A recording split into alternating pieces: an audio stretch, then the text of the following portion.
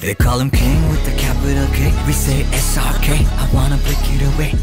যেন ঝড়ের আগমনী বার্তা ছড়িয়ে পড়েছে বলিউড জুড়ে। শাহরুখ খান ফিরছেন রাজার বেশে। নামি যখন কিং তখন প্রত্যাশা আকাশ ছোঁয়া। বিশাল বাজেট, আন্তর্জাতিক মানের অ্যাকশন, তারকা ঠাসা কাস্টিংয়ে শাহরুখের নতুন সিনেমা কিং ইতিমধ্যেই পরিণত হয়েছে বছরের সবচেয়ে আলোচিত প্রকল্পে।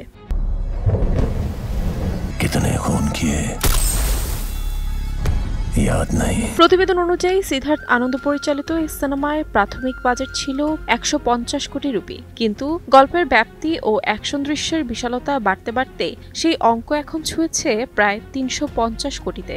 এখনও যার সঙ্গে যুক্ত হয়নি প্রচারণা ও বিপণনের খরচ।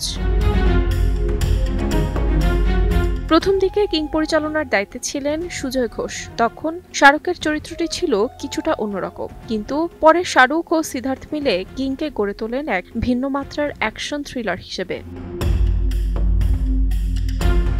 সিনেমাটিতে থাকবে ৬টি বিশাল অ্যাকশন সিকোয়েন্স, যার মধ্যে ৩টি বাস্তব লোকেশনে এবং বাকি ৩টি ধারণ করা হবে বিশেষভাবে নির্মিত সেটে। তবে শাহরুখ খানের ইন্ট্রোডাকশন দৃশ্যকে ঘিরে দর্শকদের উন্মাদনা তুঙ্গে, যেখানে ব্যয়ের অঙ্কই যেন আলাদা এক রেকর্ড করতে চলেছে।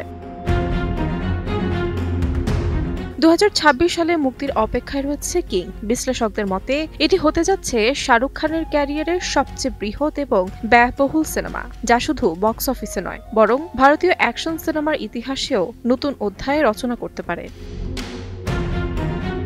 তাহমিনা তন্নি, সময় সংবাদ।